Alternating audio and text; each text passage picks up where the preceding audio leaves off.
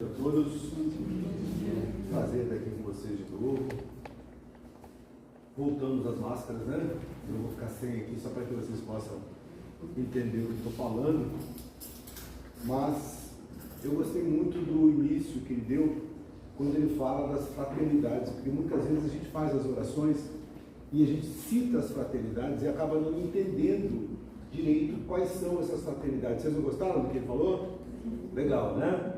Então agora a gente já tem uma ideia do que são esses irmãos que estão um pouco mais evoluídos que nós espiritualmente e que dedicam uma parte do seu tempo, vamos dizer assim. A gente sabe que as dimensões de tempo e espaço são diferentes, mas vamos colocar a linguagem que a gente entende aqui, que dedicam uma parte do seu tempo a nos ajudar. Você sabe que muitas vezes eu fico imaginando, sabe quando a gente sai e deixa as crianças em casa?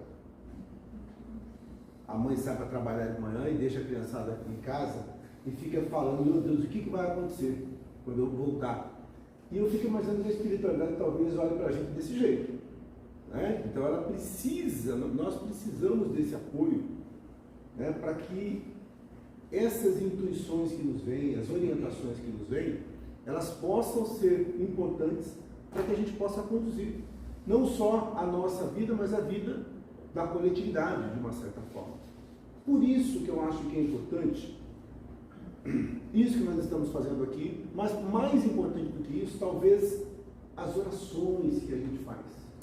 Eu não sei se você já reparou, mas quando a gente entra nesse processo de introspecção, de oração, né, dessa conversa, a gente não ouve, às vezes, uma vozinha vindo e dando algumas orientações para a gente, mesmo que essa voz não diga muitas vezes claramente, mas não vem algumas ideias, não vem algumas orientações. Você sente isso? Não vai dizer que é só eu que sinto.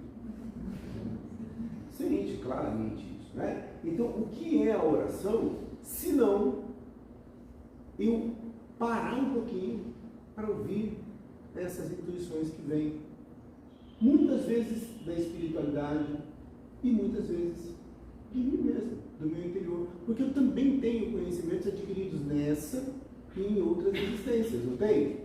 Então, muitas vezes, quando eu entro em oração, eu mesmo consigo acessar, né? Isso se chama animismo, coisas da minha própria alma, coisas das minhas existências, porque muitas vezes sabedoria, a gente fala assim, olha, eu aprendo tudo nessa vida, só que depois eu desencarno e esqueço. Sim, algumas, aliás, muitas coisas a gente vai esquecer mesmo, mas a sabedoria a gente esquece? Não esquece. A sabedoria, ela fica. Eu esqueço o conhecimento técnico, eu esqueço algumas coisas assim, mas de uma certa maneira, na outra vida, isso ainda vai vir para mim como tendência, como vocação, né? Como algumas coisas nesse sentido. Por que eu estou falando isso para vocês? Hoje a gente vai falar, no capítulo 12, bem-aventurados os misericordiosos. E a questão que mais me move nesse quesito, quando a espiritualidade, ela nos envolve, nos abraça e nos dá todas as orientações que nós precisamos, isso não é misericórdia com relação a nós? Então, antes que eu seja misericordioso, não é importante olhar a misericórdia de todos aqueles da espiritualidade e também dos encarnados com relação a mim? Eu não sei se você já fez esse balanço, mas vem comigo, faz um balanço da tua vida. Quantas vezes, é claro que a gente não tem esse número, mas quantas vezes eu ajudei as pessoas? Vamos dizer que esse número fosse X. Quantas vezes as pessoas me ajudaram? Será que é um número maior que X ou é menor que X? Eu fui mais ajudado ou eu mais ajudei?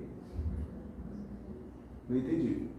Mais ajudado, com certeza. Muito mais ajudado. Muito, mas infinitamente muito mais ajudado. Até porque se eu pegar uma sala dessa aqui, que deve ter aqui umas 30, 40 pessoas, e cada um fizer uma atitude com relação a mim, inclusive eu fizer uma atitude, vai ser 30-1. Então, quantas vezes a gente sai lá no trabalho, começando pela mãe, né? mãe, pai, a família, os professores, olha o trabalho que os professores tiveram com a gente, a paciência. Eu sei que tem gente da área de educação aqui, né, Regiane?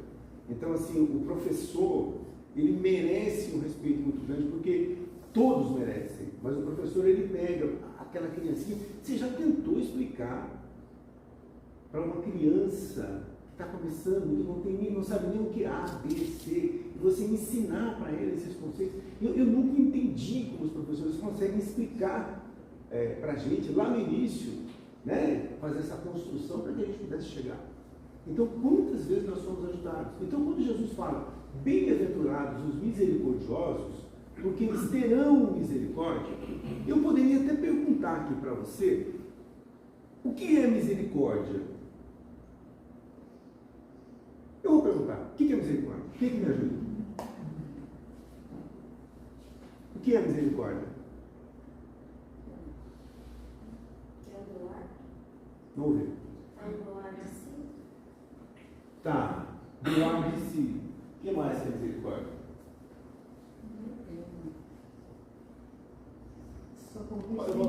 Socorrer sem questionar. Tá, então a gente já criou dois conceitos aqui, né? Doar, sem questionar. Sentir pena do outro, sentir pena. Compaixão. Compaixão fica melhor, né? Pena é um negócio meio pesado, né? Meio pesado. Mas sentir compaixão, eu me compadeço daquilo que você está sentindo. Então, quando Jesus me fala que se eu for misericordioso, eu vou receber misericórdia, o que ele está querendo dizer para mim? Seja bonzinho, que quando você precisar, as pessoas vão ser boazinhas com você. É isso? É essa a relação pragmática que eu devo ter? Né? Deus sair ali e falar assim, eu vou ajudar a Amanda, porque quem sabe um dia alguém me ajuda. E isso não teria bondade, não teria elevação. Interesse. Né? Seria interesse. O que você ia falar? Eu acho que ele condicionou muito. Condicionamento. Você já ouviu falar em network? Incondicional. Você já ouviu falar em network? Pode ficar tranquilo que eu não vou usar muito termo assim em inglês, não. Pode ficar sossegado, tá? Eu só vou usar um que é muito utilizado no meio corporativo. O que é network? É a minha rede de conhecimento, de pessoas que eu conheço. E o que esse network faz? Eu não faço network, eu não crio essa rede de amigos, vamos dizer assim, do dia para a noite, ou só quando eu preciso. Porque se eu procurar você só quando eu preciso, vai ficar muito chato. Você vai notar que eu estou fazendo isso. E aí você vai falar assim, lá vem aquele cara de novo. Sabe aquele cara que só te liga quando ele vai pedir alguma coisa? Ele só te dá atenção quando ele precisa de alguma coisa? Você já viu alguém assim? Sim. Claro que nós não somos assim. Os outros já fizeram isso com a gente, né? Então, a gente já viu essas ocasiões. Então, para eu fazer network, esse network tem que ser feito sempre. Agora, você quer ver uma coisa? Lá na empresa que eu trabalho, está precisando, eu trabalho numa produtora de vídeo, tá? Isso é de verdade. E eu estou precisando lá de um cinegrafista. Eu sei que a Amanda é uma cinegrafista de mão cheia. Né? E os pré-editores ficam aqui dando o maior trabalho para ela, anda para lá, anda para cá, ela está guardando de novo, né, Amanda? Então, assim, eu sei que ela é cinegrafista. Só que antes de eu contratar a Amanda, eu vou perguntar para alguém que eu conheço. Olha, eu sei que ela é boa cinegrafista, porque eu já vi as imagens que ela faz. Como ela é como pessoa. E se eu estiver inserido nesse meio, eu não preciso nem perguntar. Eu já sei como é. Vamos supor que nesse meio onde eu estou inserido, eu sei que a Amanda é uma pessoa colaborativa. É uma pessoa legal, uma pessoa que faz aquilo que a empresa sempre gosta. Então, então já dá.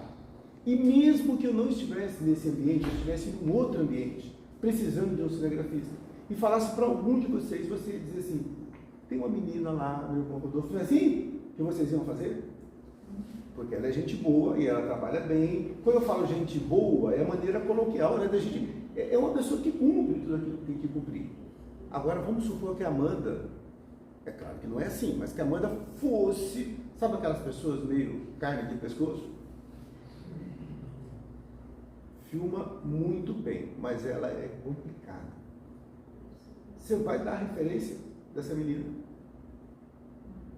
Até vai dar como profissional. Isso, você pode até falar assim, olha, boa profissional, mas... Não é isso? E se eu estiver nesse meio também, isso não tem nada a ver com maledicência. Isso tem a ver com a rede que eu construo. Bem-aventurados os misericordiosos, porque eles terão misericórdia. Ficou mais claro isso? Causa e efeito. Simplesmente lei de causa e efeito. À medida que eu sou misericordioso, me compadeço, sou gentil, sou pacífico, sou pacificador, que é uma escala acima do pacífico, as pessoas também não vão ter mais indulgência comigo. Sabe aquele cara que ficava sempre procurando o teu erro para te pegar no pé? O dia que ele errar, você fala, peguei, hoje eu pego, não é isso? Porque ele sempre buscou o ponto onde as pessoas tinham mais fragilidade. Então, o dia que ele bobear, eu vou pegar ele ali. Vocês lembram que eu sempre falo, algumas vezes que eu vim aqui, o nosso público é muito rotativo, mas Jesus, quando eu olho lá no cristianismo como um todo, ele é um salvador. Quando eu vou lá no budismo, Siddhartha Gautama, ele é um orientador, ele não salva ninguém. Ele te dá orientações para que você encontre os meios para se elevar. Se eu for lá no islamismo, Maomé também é um orientador, não é um salvador. Se eu for lá no confucionismo, em qualquer lugar onde eu vá, geralmente os grandes líderes religiosos, eles são orientadores. Se você vê Jesus como um salvador, não tem problema nenhum. Isso é de forma íntima. É a cultura cristã. Mas é importante que a gente também olhe Jesus como um orientador. Porque senão eu só fico lendo o Evangelho e falando, olha que bonito isso. Mas eu não preciso me preocupar. Porque basta que eu tenha fé para que eu seja salvo. Entendeu? Então, se você tiver esse pensamento, não tem problema. Só acrescente aí que é importante também a gente buscar. Eu ouvi uma frase ontem, deixa eu ver se eu lembro. Reze como se dependesse tudo de Deus, mas trabalhe como se tudo dependesse de você. Né? Eu vi na televisão, alguém falou isso, eu não estou conseguindo lembrar aqui para dar o crédito para ele. Né? Mas eu acho que é importante a gente ver as coisas dessa maneira. E dentro desse conceito de misericórdia, vai se falar muito no perdão. E esse perdão é um negócio danado, né? Muitas vezes eu falo para você, eu te perdoo, mas não esqueço. Isso é perdoar? Bom, vamos tentar definir primeiro. Quando eu perdoo alguém, eu esqueço? Não, quem esquece é quem tem Alzheimer, quem tem amnésia, né? Esse esquece. Eu não vou esquecer, você fez algo para mim, não tem como eu apagar isso da minha memória. Mas, então, o que seria perdoar? O que é perdoar? Se eu não vou conseguir esquecer isso, pelo menos por enquanto. Não ter mágoas. Não ter mágoas? O que mais? Você vai esquecer a ofensa? Esquecer a ofensa. Não, eu lembro, mas pero no mucho, é isso? Não Que- tem perdão, né? Tirar o peso daquela mágoa, daquela dor, tirar aquilo que incomoda o coração, né? Tá. Oi? Elevar. Relevar. É porque aquilo que você disse é uma verdade. Tem pessoas que perdoam, mas ficam esperando só um minutinho Pra jogar. fazer alguma coisa para ele lembrar o que ele fez. E aí entram questões que são interessantes. Ó, Independe da existência. fala. O que é? Quando que eu perdoei? Quando eu me lembro daquilo e aquilo não tem mais peso para mim. Entendeu? Aquilo não tem mais peso. Eu entendi.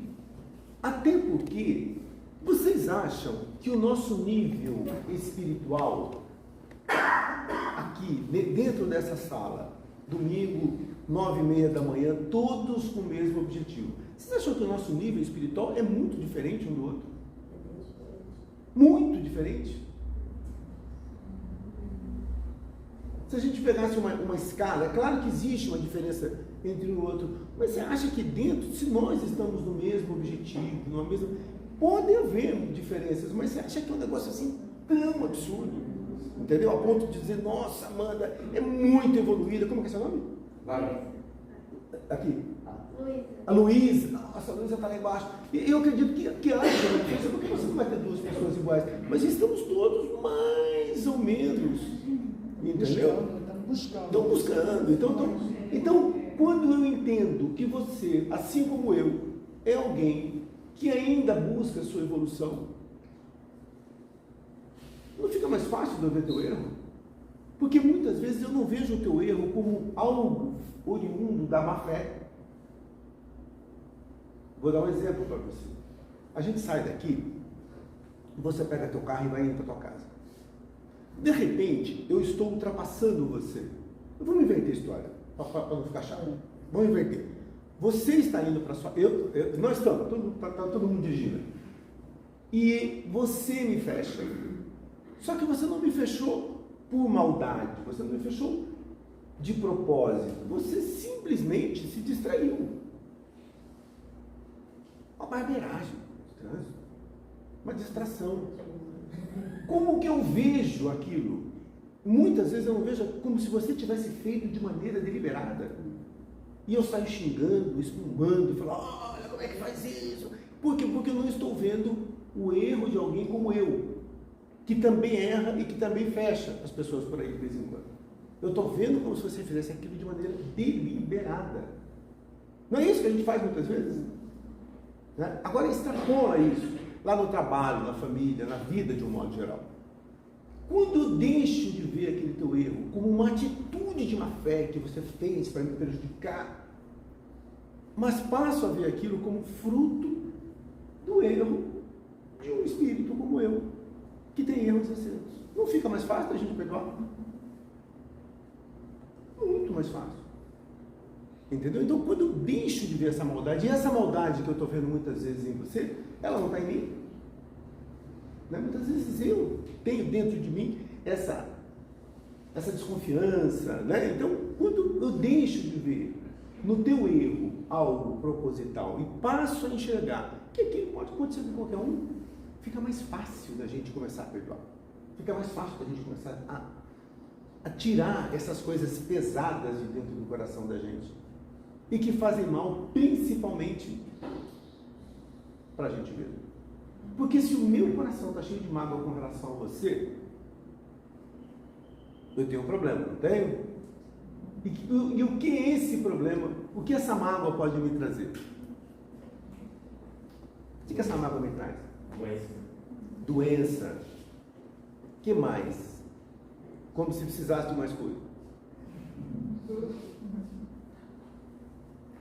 Sabe aquele cara chato que chega num ambiente e começa a destilar veneno para tudo que é lado? Esse cara é bem-vindo? Não é. De repente um fala que vai ali fazer uma coisa, outro fala que vai ali e vai largando ele sozinho, não vai? Então, quando eu sou alguém muito negativo, eu acabo nem sendo bem-vindo. Eu não sou uma companhia agradável. Você já imaginou você num primeiro encontro? Imagina, vamos voltar à adolescência. Você sai com uma pessoa no primeiro encontro, senta-se numa mesa para jantar, esperando 1000 coisas daquele encontro, e aquela pessoa só fala de coisas negativas e põe maldade em todas as atitudes. Vai ter segundo encontro. Mesmo se for uma pessoa muito bonita, você fala, não dá, porque eu cheguei aqui com uma expectativa e o que aconteceu? Agora imagine eu fazendo isso no dia a dia. Então, essa questão do perdão é importante. Mas é fácil perdoar as pessoas? O que eu preciso para perdoar? Será que a gente tem alguma mágoazinha lá dentro ou não? Não precisa balançar a cabeça assim, que nós somos humanos. A gente sabe que muitas vezes, não todos, mas às vezes a gente tem alguma coisinha guardada lá dentro. Então, qual seria uma receita, se é que existe receita para isso, para que eu começasse a trabalhar essas questões dentro de mim? Porque eu tenho que querer trabalhar isso, não tem? Eu tenho que querer mudar. Se eu não quiser mudar, vou ficar guardando mágoa a vida inteira. Então, qual que seria? Vamos tentar ver aqui se a gente pode se ajudar. Como que eu posso começar a resolver isso? Essas mágoas que eu tenho. Reforma íntima. Tá, mas reforma íntima é um termo muito amplo. Como que é seu nome? Sandra. É um termo amplo, né, Sandra? Diminuir o orgulho. Tá. Que o orgulho que faz a gente ver questões que nos ofenderam pequenas, que são enormes. Então, se o nosso orgulho, eu sou uma pessoa orgulhosa, independente se eu quero assumir ou não, aquilo vai me ofender tanto. Então, quer dizer, se eu diminuir, se eu tratar esse orgulho em mim, essas ofensas serão cada vez menores e elas vão se dissipar, elas vão me atingir. Porque às vezes a pessoa fala, não vem nem te atingir, mas você é tão orgulhosa que tudo te ofende, né? Tudo melindroso. Né? Então, eu tenho que diminuir, trabalhar esse é o... Eu acho que é tendo compaixão. O primeiro passo é a consciência de que todos nós estamos num processo evolutivo.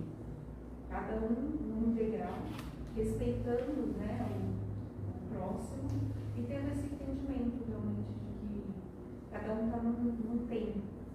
Né? Tá. E aí eu começo a ter um pouco mais de empatia, de generosidade, né, com aquele irmão que fez alguma coisa que eu julgo que esteja errada, e muitas vezes esse erro está no milindre que ela colocou. Né? Eu acho que é novamente tendo compaixão pelo outro, empatia, se botando no lugar dele, né?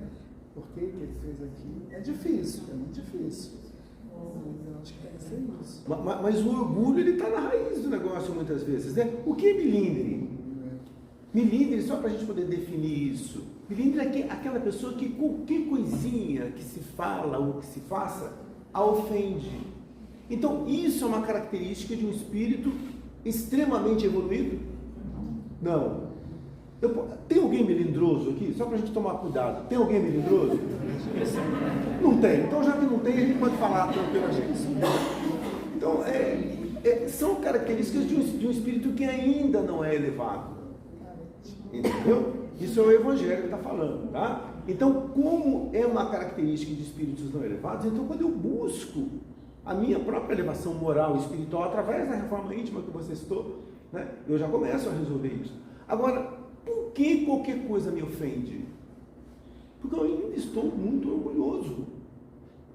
Sabe, de repente existem coisas que podem realmente me chatear. Agora, você entrar no elevador 7 horas da manhã, todo apressado, não me fala bom dia, isso, será que seria algo para me deixar assim tão ofendido?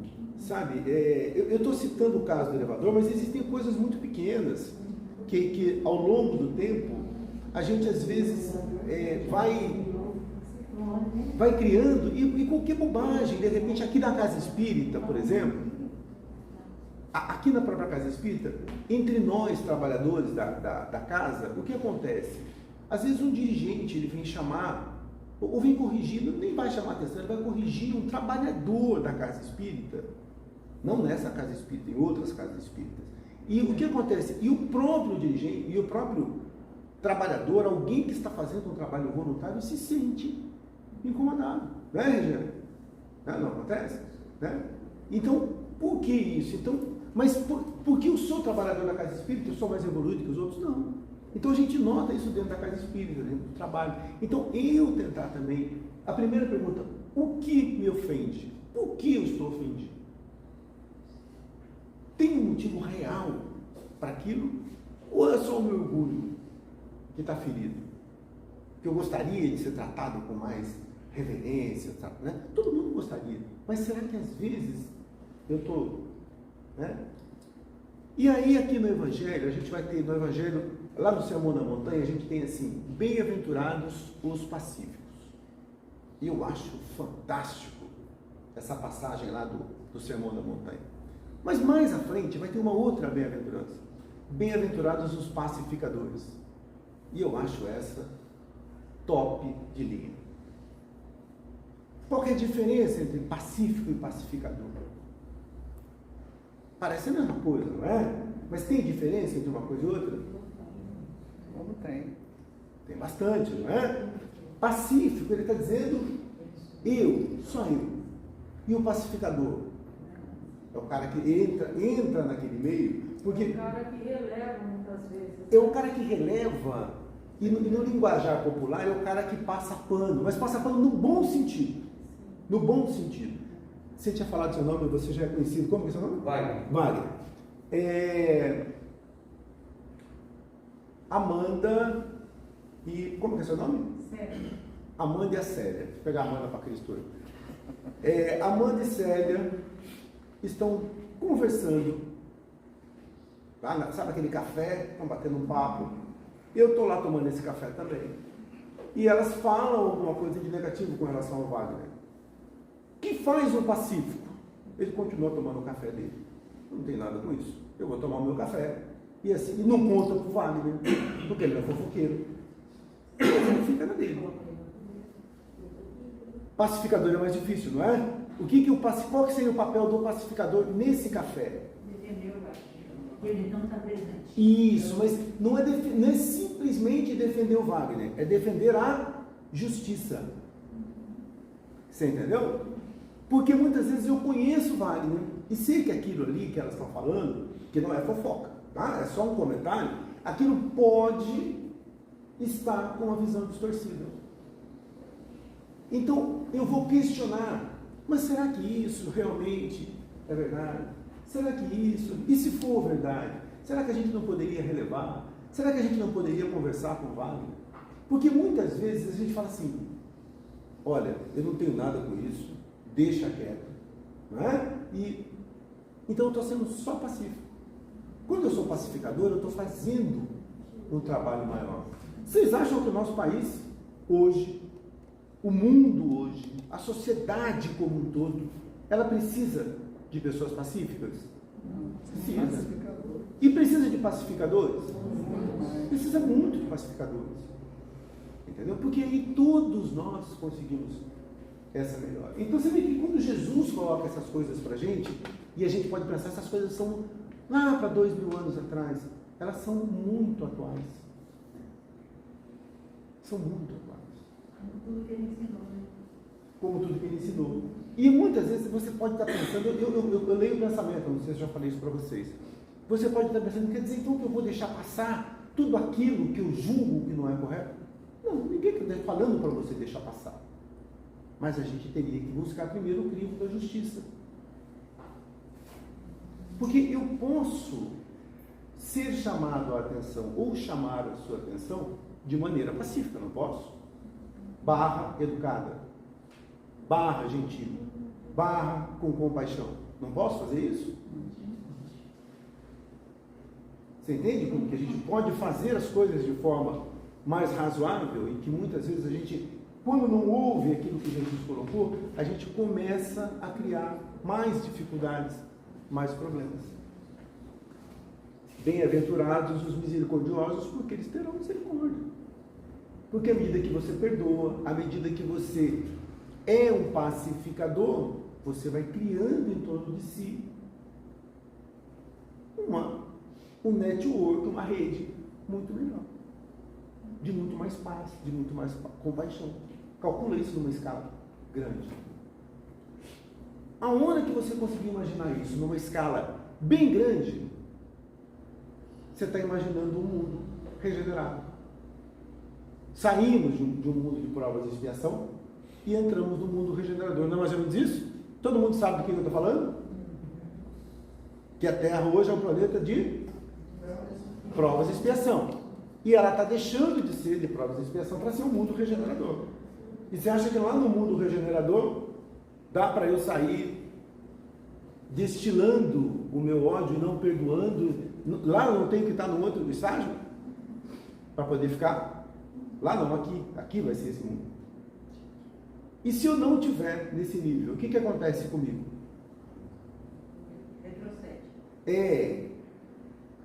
É interessante a gente fazer isso que a Célia falou. Quando eu não estou nesse nível, por exemplo, nós estamos aqui na 8ª série. Vai ter agora final de ano, vai ter uns exames, eu estou falando da série do meu filho lá, que eu fico brigando todo dia para ele estudar. Né? Então, oitava. Se ele passar, ele vai para o nono. E se ele não passar, ele continua no oitavo, ele não volta para o primeiro ano. Graças a Deus. Eu tenho que pagar a escola por tudo. Né? Ele não volta para o primeiro, mas ele continua onde está. Então, o que acontece comigo quando eu não evoluo? Eu vou encarnar num planeta que está mais ou menos nessas condições de hoje. Entendeu? Então, mais ou menos essa é a questão. Então, se a gente puder melhorar essas coisas, mas é claro que eu não vou falar assim, ó, eu vou melhorar para ir para o planeta. Não, não é isso. A ideia é a gente melhorar, porque a gente tem que melhorar. Tranquilo até aí? E aí, o que Jesus fala, por exemplo, todo mundo lembra aquela passagem da mulher adúltera? É que eu acho fantástica aquela passagem, né? Eu só vou relembrar rapidamente, é que eu sei que todo mundo sabe. Mas ela tinha cometido adultério, estava para ser apedrejada, ainda não estava sendo apedrejada, ela estava sendo preparada aí para o apedrejamento, e Jesus passa, né, e diz, atire a primeira pedra, aquele que jamais pecou. O que ele está falando? Julgamento. Não julgue o outro. Bota a mão na consciência. Eu não estou dizendo você em especial, tá? Eu estou dizendo nós, sociedade. Todo mundo viu há alguns dias um escândalo daquela escola base lá em São Paulo. Vocês chegaram a ver alguma coisa nesse sentido? Eu vou rememorar aqui para vocês. Há mais ou menos 20 anos, teve uma escola, era uma pré-escola, e os donos foram acusados de abusar das crianças nessa pré-escola. Tá? Inclusive um repórter chamado Valmir Salado, ele está fazendo um documentário que ele foi o cara que esteve à frente dessas reportagens na época, e ele assumiu o tom de crítica muito grande aos donos da escola.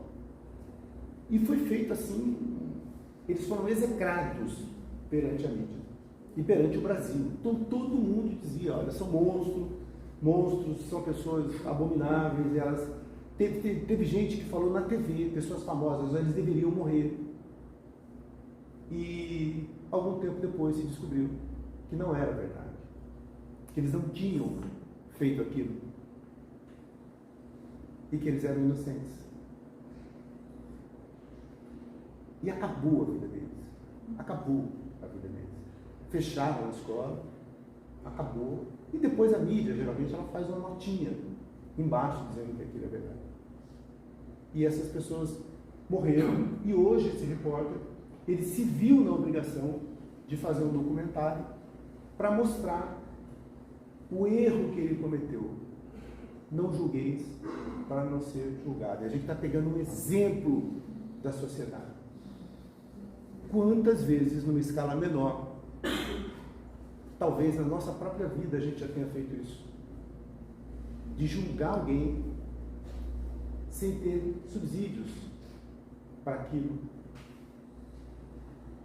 e cometer aí sim uma injustiça. Faz uma análise. Quantas vezes a gente já não fez isso? Nas situações em família, em situações do trabalho, em situações da própria mídia. De repente alguém vem lá, olha isso aqui, e aí o Brasil inteiro batendo. Agora vamos supor que essa pessoa realmente tenha cometido um erro e já tem 215 milhões de pessoas vibrando negativamente para ela. Ela precisa de mais um. Do que ela precisa? Quando eu erro, o que eu gostaria que fizessem por mim quando eu erro? Perdão. Eu não estou dizendo que eu não deva cumprir aquilo que eu tenho que cumprir em termos de pena, mas eu preciso de todos vocês. Vamos supor que eu fizesse algo feio mesmo, errado. Eu precisaria de todos vocês vibrando. Que tipo de vibração por mim? Igual quando o Drauzio Varela abraçou aquela travesti e foi execrado pela população. Aquilo foi difícil. Você vê?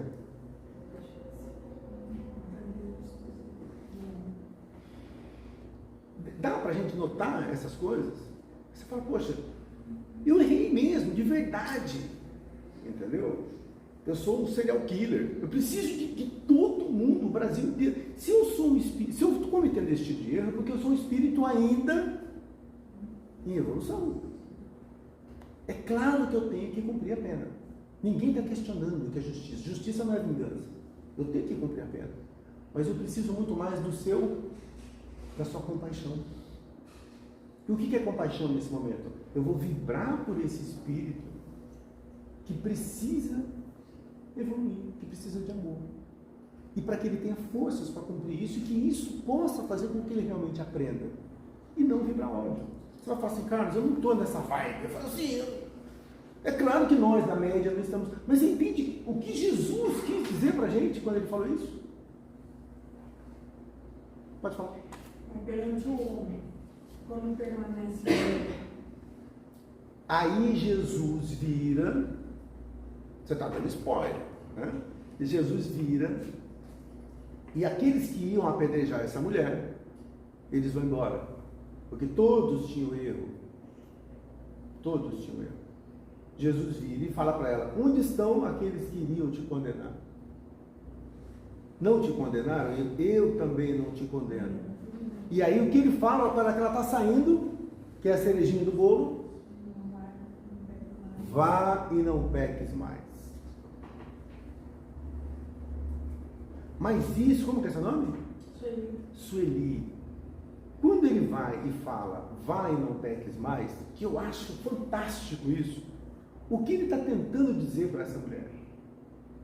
Se menda, busque a sua melhora, busque a sua reforma íntima, busque ser uma pessoa diferente, porque amanhã, se você for de novo apedrejada, eu não sei se eu vou estar passando por aqui. Então procure se corrigir. Mas, isso ele está dizendo para ela, ele não está dizendo para as pessoas que estão julgando.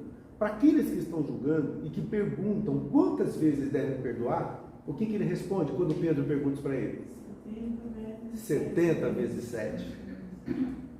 Você entendeu? Então, quando ele fala isso para Pedro, ele não está dizendo erre indefinidamente. Ele está dizendo, olha, você procura se corrigir, mas eu, como espectador, eu vou perdoar sempre. Agora você deve estar pensando de novo, como eu falei para vocês que leem o pensamento, a gente já está para encerrar aqui. Mas como que eu mantenho um relacionamento de alguém que errou tantas vezes? Tá, vamos pegar aqui, só para finalizar, uma questão, por exemplo, de um casamento. Dentro de um casamento, e quando eu falo casamento, você pode imaginar no trabalho, em tudo que é canto. Houve uma traição, e traição não só no sentido da mulher adulta, é uma traição. Perdoar significa o quê? Não significa que eu vou manter aquele relacionamento.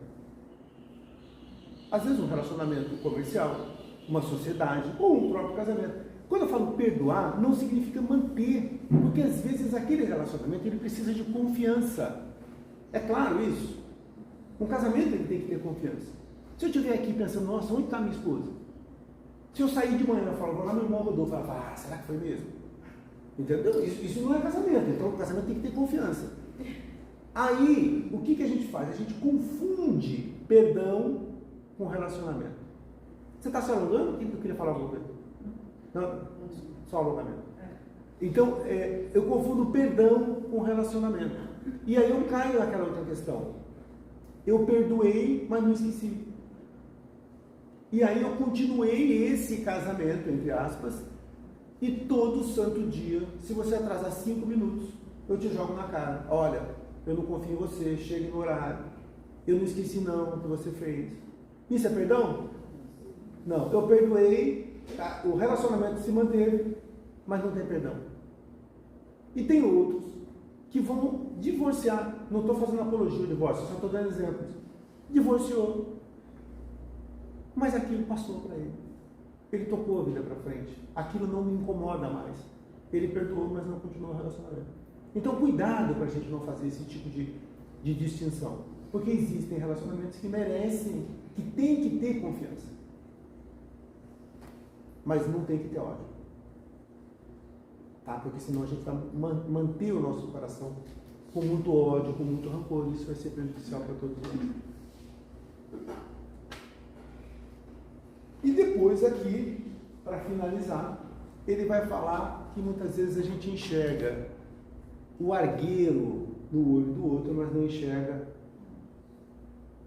a trave no nosso, ao contrário, né? Ou seja, eu vejo um problema em você, mas não vejo no outro. Cuidado para que a gente não caia muito nesse erro. Porque quando eu gosto de você, eu vejo menos problemas em você. Como assim? Simples. Nós temos duas crianças aqui no mesmo ambiente. Uma é meu filho, meu neto, e a outra é o filho do vizinho, e eu não gosto desse vizinho. Ele torce para outro time, vota no outro candidato, ele não fui com a cara dele. Entendeu? A gracinha do meu filho é engraçadinha, mas a do filho dele não é. A do filho dele é inconveniente. Pode ser a mesma gracinha. Não é assim que a gente faz? Né? Então eu estou vendo o problema lá, não estou vendo o problema aqui. Então a gente também tem equidade nisso. Pode falar, Sueli. Você queria falar alguma coisa? Não? Então, quando Jesus cita isso, e eu vou fechar aqui com uma frase que eu li lá em Uberaba, que fala: como as pessoas melhoram quando nós passamos a gostar delas. Por que elas melhoram? Porque eu passo a vê-las de uma outra forma. Eu passo a ser mais indulgente com essas pessoas. E quando eu sou mais indulgente, o erro dela agora, para mim, não é tão grande assim. Ok? Deu nosso horário, né, Regiane? Eu vou fazer uma oração então aqui para a gente poder fechar e tomar o nosso passo. Alguém quer falar alguma coisa? Vamos então, fechando os nossos olhos, vamos sentindo mais uma vez a espiritualidade amiga, a todas as fraternidades nos envolvendo, nos orientando, nos dando todas as formas de amor, de compaixão, de maneira que nós possamos nos sentir tranquilos, que nós possamos nos sentir aliviados, com os nossos corações e mentes limpos de mágoas, de ressentimento, e que nós possamos praticar o perdão em todos os momentos.